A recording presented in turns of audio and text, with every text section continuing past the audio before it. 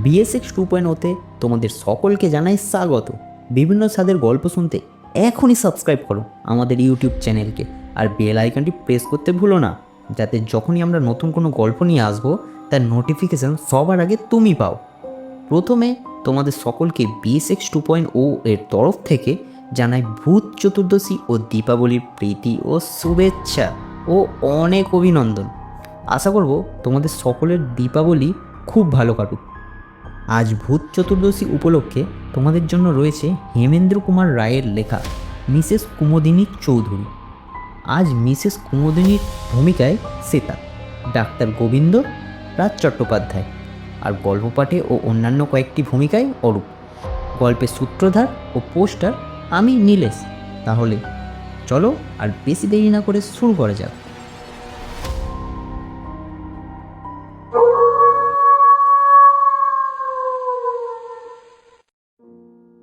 আমি ঔপন্যাসিক কেবল এইটুকু বললেই সব বলা হয় না।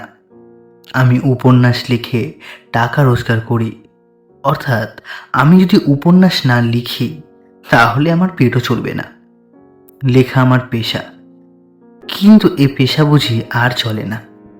বাড়িতে রোজ এত লোকের ভিড়, মাসিক পত্রের সম্পাদকদের তাগাদা, চেনা অচেনা লোকের আনাগোনা, বন্ধু বান্ধবদের তাস দাবার আড্ডা, এইসব সামলাতে সামলাতেই প্রতিদিন কেটে যায়। যখন একলা হওয়ার সময় পায় তখন আসে ঘুমের সময়। কাছেই কিছুদিনের জন্য কলকাতা আমাকে ছাড়তে হলো। স্থির করলুম অন্তত একখানা উপন্যাস না লিখে আর কলকাতায় ফিরব না। বিদেশে নিশ্চয়ই বাসায় এত চেনা অচেনা লোকের ভিড় হবে না। সিধে চলে গেলুম ঝাঁ জংশনে। একখানি ছোটোখাটো বাংলো ভাড়া নিলুম। সকালে ও বিকেলে বেরিয়ে বেড়াই। দুপুর ও সন্ধ্যাবেলাটা কেটে যায় উপন্যাস লেখায়।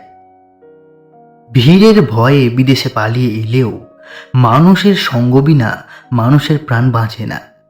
ঝাঁঝায় এসেও ৩-৪ জন লোকের সঙ্গে আমার অল্প বিস্তর ঘনিষ্ঠতা হলো। একজন হচ্ছেন মিসেস কুমোদিনী চৌধুরী। তিনি বিধবা। তার স্বামী পেশোয়ারে কাজ করতেন। স্বামীর মৃত্যুর পর থেকে তিনি ঝাঁঝায় এসে বাস করছেন। তার সন্তানাদি কেউ নেই। ধর্মে তিনি খ্রিস্টান। আমার আর একজন বন্ধুর নাম অমূল্যবাবু। এই ভদ্রলোকের বয়স হবে বছর 50 কি ওর একটু বেশি। কলকাতার কোনো একটা কলেজে প্রফেসরি করতেন। এখন অবকাশ নিয়ে এখানেই বসেই লেখাপড়া নিয়ে কিছু একটা করবেন। অমূল্যবাবু পরলোক তত্ত্ব নিয়ে সারা জীবনই যথেষ্ট আলোচনা করেছেন। মৃত্যুর পরে জীবের কি অবস্থা হয় তার মুখে সর্বদাই সেই কথা শুনতে পাওয়া যায়। এখানকার রেলের ডাক্তার গোবিন্দবাবুর সঙ্গেও আলাপ হলো। তিনি খুব সাদাসিধে ভালো মানুষ এবং সন্ধ্যা হলেই ভূতের ভয়ে কাতর হয়ে পড়েন। সূর্যাস্তের পর প্রাণান্তেও অমূল্যবাবুর বাড়ির চৌকাঠ মারাতে রাজি হন না, কারণ পাছে তাকে কাছে পেয়ে অমূল্যবাবু 2-4টে পরলোকের কাহিনী শুনিয়ে দেন। সেদিন সন্ধ্যার কিছু আগে আমি অমূল্যবাবুর সঙ্গে বসে গল্প করছিলাম। কথা হচ্ছিল পৃথিবীতে সত্যই পিশাচের অস্তিত্ব আছে কিনা। অমূল্যবাবুর বিশ্বাস পৃথিবীতে সেকালেও পিশাচ ছিল, একালেও আছে। আমি জিজ্ঞেস করলুম, পিশাচ কাকে বলে? অমূল্যবাবু বললেন, প্রেতাত্মাদের আমাদের মতো দেহ নেই, এ কথা তুমি জানো। তবে দেহ না থাকলেও দুষ্ট প্রেতাত্মাদের আকাঙ্ক্ষা প্রায় প্রবল হয়ে থাকে, কিন্তু দেহের অভাবে তারা যে আকাঙ্ক্ষা মেটাতে পারে না। তাই অনেক সময় দুষ্ট প্রেতাত্মারা মানুষের অরক্ষিত মৃতদেহের ভিতরে গিয়ে আশ্রয় নেয়। তখন সেই মরা মানুষ জ্যান্ত হয়ে উঠে জীবিত মানুষের রক্ত শোষণ করে। এই জীবন্ত মৃতদেহগুলোই হলো পিশাচ। অমূল্যবাবু এমন দৃঢ় বিশ্বাসের সঙ্গে কথাগুলো বললেন যে আমার গায়ে কাঁটা দিয়ে উঠল।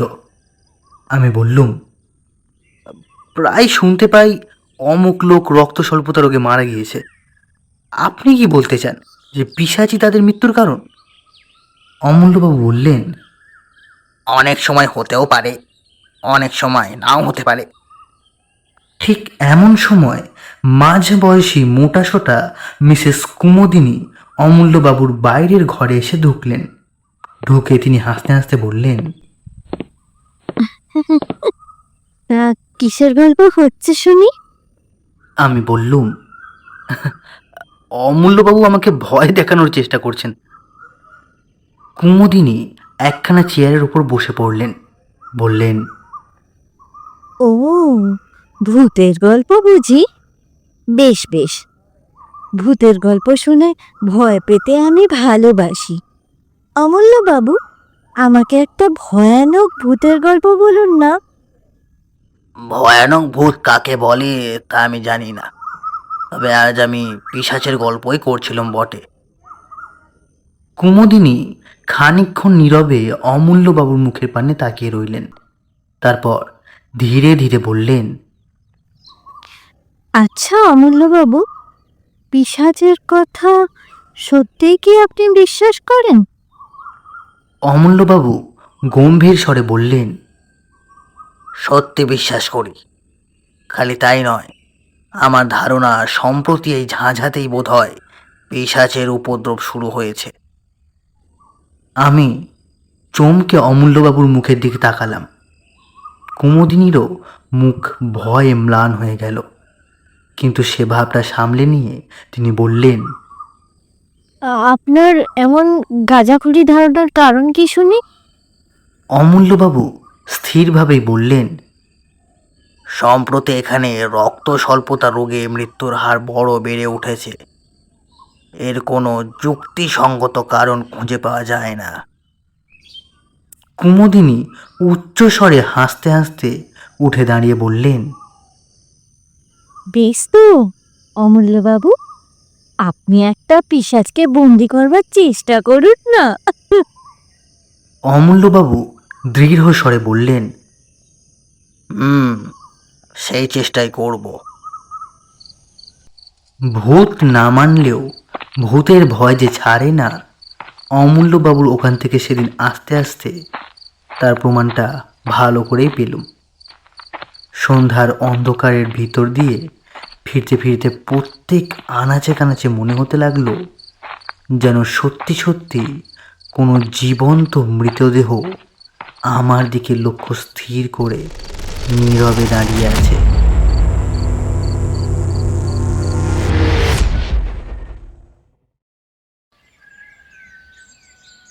অমূল্যবাবু প্রতিদিন সকালে আমার বাসায় এসে চা পান করতেন। সেদিন সকালেও বাংলোর বারান্দায় বসে আমরা দুজনে চা পান করছি। এমন সময় দেখলুম সামনের পথ দিয়ে ডাক্তার গোবিন্দবাবু কোথায় যাচ্ছেন। আমি চেঁচিয়ে তাকে এক পেলা চা পান করবার জন্য আহ্বান করলুম, গোবিন্দবাবু, আরে ও গোবিন্দবাবু, আসুন চা খেয়ে যান। গোবিন্দবাবু কাছে এসে বললেন, হ্যাঁ হ্যাঁ হ্যাঁ, চা পান করতে আমি রাজি আছি, কিন্তু ভায়া শিগগির শিগগির, আমার আবার একটু দেরি করবার সময় নেই। আমি বললুম, কেন, আপনারা তো তাড়াতাড়ি কিসের? গোবিন্দবাবু বললেন, মিসেস কুমুদিনী চৌধুরীর মালি ছেলের ভারী অসুখ, বোধহয় বাঁচবে না। জিজ্ঞাসা করলুম, কি অসুখ? হ্যাঁ, যা শুনেছি অ্যানিমিয়া বলেই তো মনে হচ্ছে। অমূল্যবাবু চা পান করতে করতে হঠাৎ পেয়ালাটা টেবিলের ওপর নামিয়ে রেখে বললেন, ডাক্তার, ঝাঁঝায় এত অ্যানিমিয়ার বাড়াবাড়ির কারণ কি বলতে পারো? গোবিন্দবাবু বললেন, না, কিন্তু এই রোগের এতটা বাড়াবাড়ি দেখে আমি আমি অত্যন্ত আশ্চর্য হয়ে গেছি। অমূল্যবাবু চেয়ার ছেড়ে উঠে দাঁড়িয়ে বললেন, মিসেস কুমুদিনী চৌধুরীর মালির ছেলেকে আমি জানি। তার নাম গদাধর। সে রোজ আমাকে ফুল দিয়ে যায়। 3 দিন আগেও তাকে আমি দেখেছি, জোয়ান সম ছেলে। আর তুমি বলছো ডাক্তার এর মধ্যেই তার অবস্থা খারাপ হয়ে পড়েছে? অ্যানিমিয়া রোগে এত তাড়াতাড়ি কারোর অবস্থা খারাপ হয় না। চলো ডাক্তার, তোমার সঙ্গে আমরাও গিয়ে গদাধরকে একবার দেখে আসি। আমার বাংলো থেকে মিসেস চৌধুরীর বাংলোয় যেতে 4-5 মিনিটের বেশি সময় লাগে না। মিসেস চৌধুরীর বাগানের এক কোণে মালির ঘর। আমরা সকলে গিয়ে সেখানে উপস্থিত হলুম। ঘরের ভিতরে একপাশে বুড়ো মালি মাথায় হাত দিয়ে ম্লান মুখে বসে আছে। গদাধর শুয়ে আছে একখানা চৌকির ওপরে। তার মুখ এমন বিবর্ণ ও রক্তশূন্য যে দেখলেই মনে হয় মৃত্যুর আর বেশি দেরি নেই। ডাক্তারবাবু তাকে পরীক্ষা করে চুপি চুপি আমাদের কানে বললেন, না, আজকে রাত বোধহয় কাটবে না। অমূল্যবাবু গদাধরের পাশে গিয়ে বসলেন। তারপর রোগীর গায়ের কাপড়টা খুলে তীক্ষ্ণ দৃষ্টিতে কি যেন দেখতে লাগলেন। খানিকক্ষণ পরে গদাধরের গলা ও বুকের মাঝখানে একটা জায়গার দিকে আঙুল নির্দেশ করে বললেন, ডাক্তার, এটা কিসের দাগ? গোবিন্দবাবু বললেন, ওটা ওটা ক্ষতচিহ্ন বলেই তো মনে হচ্ছে। যা নোংরা ঘর, ইঁদুর টিঁদুর কামড়েছে বোধহয়। অমূল্যবাবু গদাধরের বাপকে ডেকে জিজ্ঞেস করলেন, তোমার ছেলেকে সেবা করে কে? বুড়ো মালি বললেন, মা, গদাধরকে বড় ভালোবাসেন তিনি, ঠিক নিজের ছেলের মতন। ওকে দেখাশোনা করেন তিনি। ওর জন্য তার দিনে বিশ্রাম নেই, রাতে ঘুম নেই বাবু। অমূল্যবাবু উঠে দাঁড়িয়ে দৃঢ় স্বরে বললেন, রোগীর ভালো রকম সেবা যত্ন হচ্ছে না। গদাধরকে আমি আমার বাড়িতে নিয়ে যাব। ডাক্তার, তোমার রেলের 2-4 জন কুলিকে ডাকো। গদাধরকে তারা এখনই আমার বাড়িতে নিয়ে চলুক। আমার বিশ্বাস একে আমি নিশ্চয়ই বাঁচাতে পারবো। অমূল্যবাবুর এই অদ্ভুত বিশ্বাসের কারণটা কি আমরা বুঝতে পারলাম না। রোগ হয়েছে রোগীর শরীরে, এ বাড়ি থেকে ও বাড়ি নিয়ে গেলে তার যে কি উপকার হতে পারে। যাই হোক, তার কথা মতোই কাজ করা হলো। গদাধরকে যখন বাগানের ভিতরে নিয়ে যাওয়া হচ্ছিল, সেই সময় মিসেস কুমুদিনী তার বাংলোর বারান্দায় দাঁড়িয়েছিলেন। আমাদের দেখে নেমে এসে তিনি বিস্মিত স্বরে বললেন, কি ব্যাপার? গদাধরকে কোথায় নিয়ে যাওয়া হচ্ছে? আমার বাড়িতে। এখানেও ঠিক মতো সেবা আর চিকিৎসা হচ্ছে না। কুমুদিনীর 2 চোখে একটা ক্রোধের ভাব ফুটে উঠেই আবার মিলিয়ে গেল। ধীরে ধীরে তিনি বললেন, বেশ, আপনারা যা ভালো বুঝেন করুন। গদাধরের আরাম হলে আমার চেয়ে খুশি আর কেউ হবে না।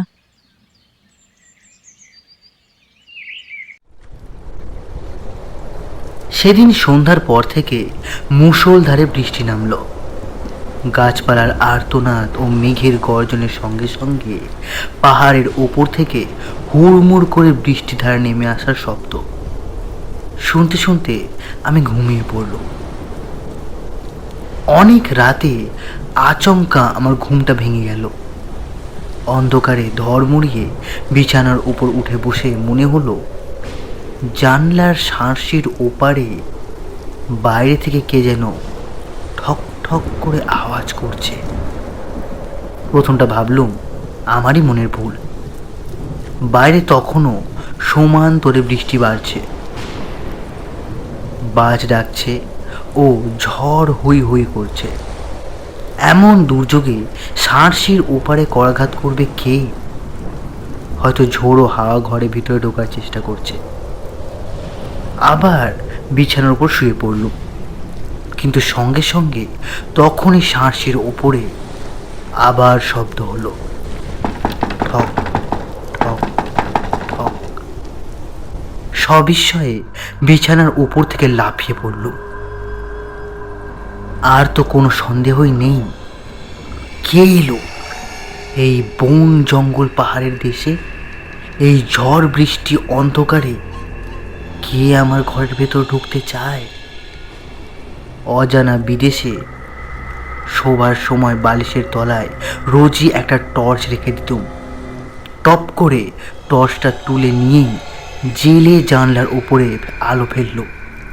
সেই তীব্র আলোতে দেখলুম বন্ধ সার্সির ওপারে 2 হাত ও মুখ রেখে দাঁড়িয়ে আছে এক অদ্ভুত মূর্তি। ঝোড়ো হাওয়ায় রাশি রাশি কালো লম্বা চুল এসে তার সারা মুখখানাকে আচ্ছন্ন করে ফেলেছে, এবং সেই চুলের ফাঁকে আগুনের মতো তপ করে জ্বলছে তার দুটো বিস্ফারিত চক্ষু। পর মুহূর্তেই মুখখানা আলোক রেখার ভেতর থেকে স্যাঁত করে সরে গেল। এ কি দুঃস্বপ্ন? ভয়ে মুষড়ে আলো নিভিয়ে বিছানার উপর কাঁপতে কাঁপতে বসে পড়ল। আতঙ্কে সারা রাত আর ঘুম হলো না। কেবলই মনে হতে লাগলো শাঁসের কাঁচ ভেঙে ওই বুঝি এক অমানসিক মূর্তি ঘরের ভিতরে হুড়মুড় করে ঢুকে পড়ে।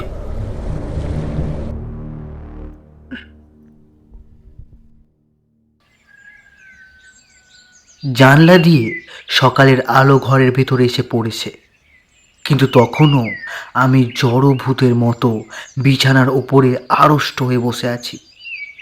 এমন সময় বাইরে থেকে শুনলুম আমার নাম ধরে ডাকছেন অমূল্যবাবু। স্বস্তির নিঃশ্বাস ফেলে তাড়াতাড়ি উঠে দরজা খুলে দিলুম। অমূল্যবাবু ঘরের ভিতরে এলেন। আমি জিজ্ঞেস করলুম, এত ভোরে আপনি যে? গদাধরের অসুখ বেড়েছে নাকি? অমূল্যবাবু বিছানার ওপরে উঠে বসে হাসি মুখে বললেন, অসুখ বেড়েছে কি, এই অল্প সময়ে গদাধর প্রায় সেরে উঠেছে। আমি সবিস্ময়ে বললুম, বলেন কি? কি করে সারলো?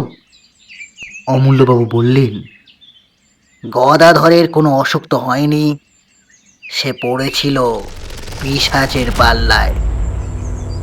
আমি অনেক চেষ্টা করেও হাসি থামাতে পারলুম না। কৌতুক ভরে বললুম,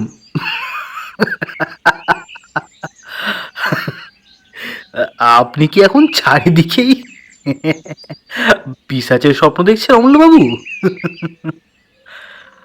অমূল্যবাবু কিন্তু একটুকু হাসলেন না, অটলভাবেই বললেন, তোমার যা ইচ্ছা হয় বলো, আমি কোনোই প্রতিবাদ করব না। গদাধর কেন বেঁচেছে জানো? কাল দিন রাত শিয়রে বসে আমি পাহারা দিয়েছি বলে কারোকে তার ত্রিসীমানায় আসতে দিইনি। কাল রাতে আবার কেউ যদি তার রক্ত শোষণ করত, তাহলে আজ আর তাকে জীবিত দেখতে পেতে না। আমি সবিস্ময়ে বললুম, রক্ত শোষণ? অমূল্যবাবু, আপনি সব কি বলছেন? কে তার রক্ত শোষণ করত? অমূল্যবাবু কিছুক্ষণ স্তব্ধ হয়ে রইলেন, তারপর ধীরে ধীরে বললেন, তোমার কথার কোনো জবাব আগে আমি দেব না। কাল রাতে আমি সচক্ষে কি দেখেছি তোমার কাছে আগে তাই বলি শোনো। তুমি জানো আমার বাড়ি দোতলা। গদাধরকে আমি দোতলার ঘরেই শুয়ে রেখেছিল পাহারা দেওয়ার জন্য। তার পাশে বসে কাল সারা রাত আমি কাটিয়ে দিয়েছি। কালকে রাতে ঝড় বৃষ্টির কথা তুমি তো জানোই। মাঝরাতে ঝড় বৃষ্টির বেগ অত্যন্ত বেড়ে ওঠে। সেই সময় বই পড়তে পড়তে হঠাৎ মুখ তুলে দেখি জানলার ঠিক বাইরেই একটা স্ত্রী মূর্তি দাঁড়িয়ে আছে। দোতলার ঘর, মাটি থেকে সেই জানলাটা অন্তত 20 ফুট উঁচু। সেখানে কোনো স্বাভাবিক মানুষের মূর্তির আবির্ভাব যে অসম্ভব, এ কথা তুমি বুঝতেই পারছো। আমি অবাক হয়ে তার দিকে খানিকক্ষণ তাকিয়ে রইলাম। ঘরের আলো তার মুখের ওপর গিয়ে পড়েছিল। তাকে দেখেই আমি চিনতে পারলুম। কে সে, কিছু আন্দাজ করতে পারো? আমি হতভম্বের মতো ঘাড় নেড়ে জানালুম, না। অমূল্যবাবু বললেন, সে মূর্তি হচ্ছে মিসেস কুমুদিনী চৌধুরীর। কুমুদিনী খুব হাসি মুখেই আমার দিকে তাকিয়েছিলেন। আমি তাকে দেখে উঠেই দাঁড়ালুম। তারপর সাঁড়শি খুলে খড়খড়ের পাল্লা দুটো বন্ধ করে দিলুম সজোরে। আমাকে বাঁধা দেওয়ার জন্য মূর্তিটা তাড়াতাড়ি হাত বাড়িয়ে এগিয়ে এলো, কিন্তু বাঁধা দিতে পারলো না। আমার মনে হলো জানলা বন্ধ করার সময় তার ডান হাতখানা পাল্লার তলায় পড়ে চেপটে গেল। তারপরেও জানলার ওপরে আরও কয়েকবার করাঘাতের শব্দ শুনতে পেলুম, কিন্তু সেদিকে আমি ভ্রুক্ষেপ করলুম না। এখন বলো, আমার কথা কি পাগলের গল্প বলে মনে হচ্ছে তোমার? আমি রুদ্ধশ্বাসে বলে উঠলুম, অমূল্যবাবু, অমূল্যবাবু, আপনি কি কি কি বলছেন? মিসেস কুমুদিনী চৌধুরী? অমূল্যবাবু কি কি বল? অমূল্যবাবু আমায় বাধা দিয়ে বললেন, শোনো, টেলিগ্রামে আমি আরও একটা খবর আনিয়েছি। পেশোয়ারে মিসেস কুমুদিনী চৌধুরীর স্বামী মারা যান অ্যানিমিয়া রোগেই, আর মিসেস কুমুদিনী চৌধুরীও তার মৃত্যুর 15 দিন আগেই দেহত্যাগ করেন। আমার সর্বাঙ্গ কাঁপতে লাগলো। টেবিলের একটা কোণ ধরে তাড়াতাড়ি চেয়ারের উপর বসে পড়লুম। অনেকক্ষণ পরে নিজেকে সামলে নিয়ে অমূল্যবাবুর কাছে আমিও কাল রাত্রে যা দেখেছি সেই ঘটনাটা খুলে বললুম। অমূল্যবাবু কিছুটা বলতে যাচ্ছিলেন, কিন্তু হঠাৎ দরজার দিকে তাকিয়ে থেমে গেলেন। ফিরে দেখলুম বাংলোর সিঁড়ি দিয়ে বারান্দায় উঠে এসেছেন মিসেস কুমুদিনী চৌধুরী। তাকে দেখেই সর্বপ্রথমে আমার চোখ পড়ল তার ডান হাতের দিকে। তার ডান হাতে ব্যান্ডেজ বাঁধা। কুমুদিনীও আস্তে আস্তে অমূল্যবাবুকে আমার ঘরে দেখেই থমকে দাঁড়িয়ে পড়লেন। তার মুখে চোখে একটা অমানসিক বিশ্রী ভাব জেগে উঠল, যা কোনো দিনও কোনো মানুষের মুখে আমি লক্ষ্য করিনি।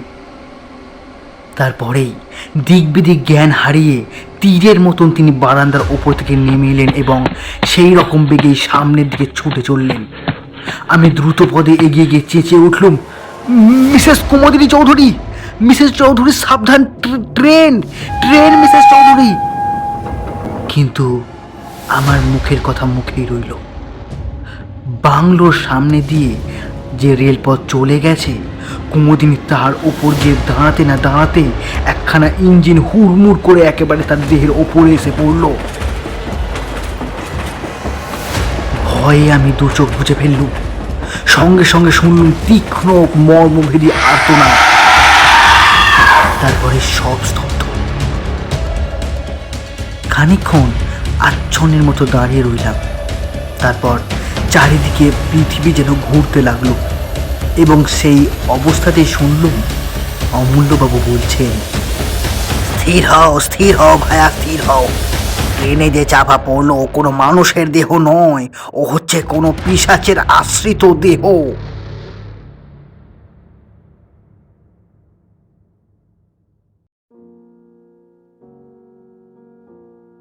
ঝাঁঝার গোরস্থানে মিসেস কুমুদিনী চৌধুরীর দেহ কবর দেওয়া হলো। তারপর মাস খানেক কেটে গেল। এই ভীষণ ঘটনার ছাপ আমাদেরও মনের উপর থেকে ধীরে ধীরে অস্পষ্ট হয়ে আসতে লাগলো। কিন্তু এই ঘটনার সঙ্গে জড়িত একটা বিষয় সম্বন্ধে এখনো কারোর মনে ধাঁধা ঘুঁচল না। ঝাঁঝায় রক্ত স্বল্পতা রোগের বাড়াবাড়ি এখনো যে কমল না, তাই নিয়ে প্রায় আমাদের মধ্যে সমালোচনা হয়। অমূল্যবাবু পর্যন্ত ধাঁধায় পড়ে গেছেন। তিনিও মাঝে মধ্যে আশ্চর্য হয়ে বলেন, তাই তো হে, রক্ত স্বল্পতা রোগটা এখানে সংক্রামক হয়ে দাঁড়ালো নাকি? এর কারণ তো কিছুই বোঝা যাচ্ছে না। কিছুদিন পরে একদিন নদীর ধার থেকে ফিরতে আমার একটু রাত হয়ে গেল। সে রাতটা ছিল চমৎকার। পরিপূর্ণ পূর্ণিমা নদীর জলকে যেন মেজে ঘষে রূপোর মতো চকচকে ঝকঝকে করে তুলেছে এবং চারিদিক ধপধপ করছে প্রায় দিনের বেলার মতো। এই পূর্ণিমার শোভা দেখবার জন্যই এতক্ষণ আমি নদীর ধারে অপেক্ষা করছিলাম। বিভোর হয়ে চারিদিকে তাকাতে তাকাতে বাসার পথে ফিরে আসছি। গভীর স্তব্ধতার ভেতরে ঝিল্লির রব ছাড়া আর কোনো কিছুরই সাড়া পাওয়া যাচ্ছে না। পথ একান্ত নির্জন। প্রাণে হঠাৎ গান গাইবার স্বাদ হলো। এমন রাতের সৃষ্টি তো গান গাইবার জন্যই। কিন্তু গান গাইবার উপক্রম করতেই সামনের দিকে তাকিয়ে যা দেখলুম, তাতে আমার বুকের রক্ত যেন হিম হয়ে গেল। পথের একটা মোড়ে পৌঁছতেই দেখি অদূরে মিসেস কুমুদিনী চৌধুরী। আমার দেখবার কোনো ভ্রম হয়নি, তেমন উজ্জ্বল পূর্ণিমার ভ্রম হওয়ার কোনো সম্ভাবনাই ছিল না। ভাগ্যে কুমুদিনী অন্যদিকে তাকিয়েছিলেন, তাই আমাকে তিনি দেখতে পাননি। আমি তাড়াতাড়ি একটা গাছের আড়ালে সরে গেলুম। কুমুদিনী সেই পথ ধরে একদিকে অগ্রসর হয়ে এলেন। আমি স্তম্ভিত নেত্রে লক্ষ্য করলাম, তার দেহ যেন মাটির ওপর দিয়ে পা ফেলে হাঁটছে না, শূন্য দিয়ে ভেসে যাচ্ছে একখানা মেঘের মতন। পথের বাঁকে সেই অদ্ভুত ও ভীষণ মূর্তি অদৃশ্য হয়ে গেল, এবং আমিও ছুটতে লাগলুম আতঙ্কে, রুদ্ধশ্বাসে ও বিহ্বল হয়ে।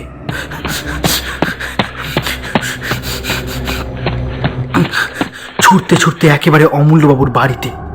অমূল্যবাবু বৈঠকখানায় একলাই বসে বই পড়ছিলেন। হঠাৎ আমাকে সেইভাবে সেখানে গিয়ে পড়তে দেখে তিনি নির্বাক বিস্ময়ে আমার দিকে মুখ তুলে তাকিয়ে রইলেন। আমি প্রায় রুদ্ধস্বরে বলে উঠলুম, Mrs Mrs Chowdhury, Mrs Chowdhury, অমূল্যবাবু, আমি এইমাত্র মিসেস চৌধুরীকে দেখতে পেলাম। অমূল্যবাবু সিধে হয়ে দাঁড়িয়ে উঠে বললেন, তার মানে? আমি হাঁপাতে হাঁপাতে বললাম, নদীর পথে ফিরে আসছিলাম, মিসেস কুমুদিনী চৌধুরী প্রায় আমার পাশ দিয়ে চলে গেলেন অমূল্যবাবু। তুমি ঠিক দেখেছ? আপনাকে যেমন ঠিক দেখছি তাকেও ঠিক তেমনই দেখেছি। চলো চলো চলো, আর দেরি নয়, ওঠো, এখনই আমার সঙ্গে চলো, এখন কোনো কথা জিজ্ঞাসা করবে না। অমূল্যবাবু হাত ধরে আমাকে টেনে নিয়ে দ্রুত পদে ঘর থেকে বেরিয়ে এলেন। তারপর বাগানে কোনো এক ঘর থেকে একটা শাবল ও একখানা কোদাল তুলে নিয়ে কোদালখানা আমার হাতে দিয়ে বললেন, এসো। আমি যন্ত্রচালিতের মতো তার সঙ্গে চললুম। আবার সেই নদীর পথ, চারিদিক তেমনই নীরব ও নির্জন, আকাশে তেমনই স্বপ্নময় চাঁদের হাসি। নিবিড় বন জঙ্গল ও পাহাড়ের পর পাহাড় দাঁড়িয়ে আছে যেন ছবিতে আঁকা। কিন্তু সেসব দৃশ্য দেখবার মতো মনের অবস্থা তখন আর আমার ছিল না। আমার প্রাণ থেকে সমস্ত কবিত্ব তখন কর্পূরের মতো উবে গিয়েছিল। ঘাসের ওপরে বড় বড় গাছের ছায়া নড়ছে, আর আমি চমকে চমকে উঠছি। নিস্তব্ধতা বিদীর্ণ করে একটা পেঁচা চেঁচে উঠল। শিউরে উঠে আমি ভাবলুম, ঝোপে ঝোপে আড়ালে আবছায় যেসব অশরীরী দুষ্ট আত্মা রক্ত তৃষ্ণায় উন্মুখ হয়ে আছে, ওই পিশাচরা, ওই নিশাচর পাখিটা যেন তাদেরই সাবধান করে জানিয়ে দিলে, তোমরা প্রস্তুত হও, পৃথিবীর শরীরী প্রাণী আসছে। ওই তো ঝাঁঝার গোরস্থান, কবরের পর কবর সারি সারি দেখা যাচ্ছে, তাদের ওপরে ইটের বা পাথরের গাঁথুনি, পাশ থেকে নদীর জলের টান ভেসে আসছে অশ্রান্ত তালে। আমার মনে হলো এতক্ষণ ওইসব কবরের পাথরের ওপরে যেসব ছায়া দেহ বসে আসে, যেসব ছায়া দেহ বসে বসে রাত্রি যাপন করছিল, আচম্বিতে জীবিত মানুষের আবির্ভাবে অন্তরালে গিয়ে নদীর সঙ্গে সুর মিলিয়ে তারা ভয়াবহ কানাকানি করছে। একটা ঝোপের ভিতরে আমাকে টেনে নিয়ে গিয়ে অমূল্যবাবু বললেন, এইখানে স্থির হয়ে লুকিয়ে বসে থাকি, এসো, সাবধান, কোনো কথা বলো না। সারা রাত সেইখানে আড়ষ্ট হয়ে দুজনে বসে রইলুম। সেদিনকার সেই রাতটাকে আর পৃথিবীর রাত বলেই মনে হলো না। ইহলোক থেকেও আমরা যেন পরলোকের বাসিন্দা হয়েছি। চাঁদ পশ্চিম আকাশের শেষ প্রান্তে, পূর্ব দিকে ধীরে ধীরে যেন মৃত রাত্রির বুকের রক্ত ঝরে পড়তে লাগলো। ভোর হচ্ছে। হঠাৎ অমূল্যবাবু আমার গা টিপলেন। চমকে ফিরে দেখি নিবিড় বনের ভেতর থেকে মেঘের মতো গতিতে এক অপার্থিব নারী মূর্তি বাইরে বেরিয়ে আসছে। মিসেস কুমুদিনী চৌধুরী। অমূল্যবাবু আমার কানে কানে বললেন, আজকের মতো পিশাচির রক্ত পিপাসা শান্ত হলো। মিসেস চৌধুরীর দেহ ধীরে ধীরে গোরস্থানের ভিতর গিয়ে ঢুকলো। একটা কবরের ওপর গিয়ে এক মুহূর্ত স্থির হয়ে দাঁড়ালো। তারপর আচমকা শূন্যে দু হাত তুলে এমন এক প্রচণ্ড তীক্ষ্ণ স্বরে অট্টহাস্য করে উঠল যে আমার সমস্ত বুকটা যেন বরফের মতো ঠান্ডা হয়ে গেল। সে কি পৈশাচিক শীতল হাসি! তারপর দেখলাম তার দেহটা ধীরে ধীরে মাটির ভিতরে নেমে যাচ্ছে। খানিক পরেই সে একেবারেই অদৃশ্য হয়ে গেল। পূর্ব আকাশে সূর্যের প্রথম ছটা জেগে উঠল। অমূল্যবাবু এক লাফ দিয়ে দাঁড়িয়ে উঠে বললেন, আর অপেক্ষা নয়, শিগগির আমার সঙ্গে এসো। আমরা মিসেস চৌধুরীর কবরের ওপর গিয়ে দাঁড়ালো। অমূল্যবাবু বললেন, আমি শাবল দিয়ে মাটি খুঁড়ছি, তুমি কোদাল দিয়ে মাটি তোলো। তার এই অদ্ভুত আচরণের কারণ কি জিজ্ঞাসা করলুম না, কারণ আমি তখন আচ্ছন্নের মতো ছিলাম। তিনি যা বলেন আমি তাই করি। অল্পক্ষণ পরেই কফিনটা দেখা গেল। অমূল্যবাবু বললেন, দেখো, এইবারে আমি কফিনের ডালাটা খুলব, তারপর আমি যা করব তুমি তাতে আমাকে বাধা দিও না। খালি এইটুকু মনে রেখো, কফিনের ভেতরে যে দেহ আছে তা কোনো মানুষের দেহ নয়। অমূল্যবাবু দুই হাতে টেনে কফিনের ডালাটা খুলে ফেললেন। আমি স্তম্ভিত চোখে দেখলুম কফিনের ভেতর শুয়ে আছে মিসেস চৌধুরীর মোটা সোটা স্থূল দেহটা। সে দেহ দেখলে মনে হয় না যে তা কোনোদিনও ট্রেনে কাটা পড়েছিল। সেটা 1 মাস আগে কবর দেওয়া কোনো গলিত মৃতদেহ নয়। তার তাজা মুখ অত্যন্ত প্রফুল্ল। তার ঠোঁটের চারপাশে তরল রক্তধারা লেগে রয়েছে এবং তার জীবন্ত চোখ দুটো সহাস্যের দৃষ্টিতে আমাদের মুখের পানে তাকিয়ে আছে। অমূল্যবাবু 2 হাতে শাবলটা হঠাৎ মাথার ওপর তুলে ধরলেন। তারপর সজোরে ও সবেগে শাবলটা মৃতদেহের বুকের ওপর বসিয়ে দিলেন। ইঞ্জিনের বাঁশির আওয়াজের মতো এক তীব্র দীর্ঘ আর্তনাতে আকাশ বাতাস পরিপূর্ণ হয়ে গেল। তারপর সব চুপচাপ।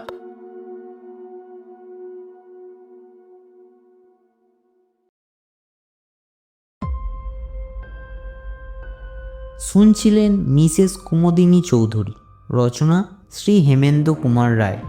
গল্পটি তোমাদের কেমন লাগলো আমাদের কমেন্ট বক্সে জানিয়ে যেতে ভুলো না। ভালো লাগলে লাইক, শেয়ার ও সাবস্ক্রাইব করো। আর একবার তোমাদের সকলকে জানাই BSX 2.0 এর তরফ থেকে শুভ দীপাবলির শুভেচ্ছা ও ভালোবাসা। তাহলে এখনকার মতো বিদায়। ফিরছি খুব তাড়াতাড়ি নতুন কোনো গল্প নিয়ে। ততক্ষণের জন্য শুনতে থাকো, সঙ্গে রেখো BSX 2.0।